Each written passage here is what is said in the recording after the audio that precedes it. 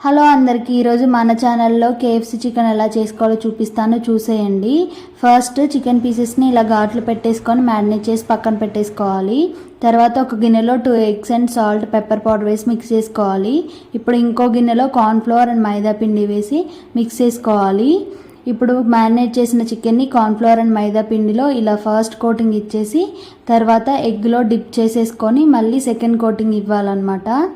ఈ కోటింగ్ ఇచ్చేటప్పుడు complete process మంచిగా చేసుకోండి. ఎంత మంచిగా చేసుకుంటే అంత మంచిగా వస్తుంది క్రిస్పీగా చికెన్ పీసెస్ అనేది. నేను ఇంకా ఇలాగ మిగతావన్నీ చేసి పక్కన పెట్టేసుకున్నాను. ఇప్పుడు ఆయిల్ వేడెక్కగానే అందులో ప్రిపేర్ చేసుకున్న చికెన్ని వేసి ఇలా సిమ్లో పెట్టేసి ఈ కలర్ వచ్చేంత వరకు ఫ్రై చేసుకోండి. బేకింగ్ ప్రాసెస్ మొత్తం కంప్లీట్గా సిమ్లోనే చేసుకోవాలి. అప్పుడే పీస్ అనేది లోపటి వరకు బాగా కుక్ అవుతుంది, పచ్చివాసన లేకుండా ఉంటుంది. Please do like, share and subscribe to my channel.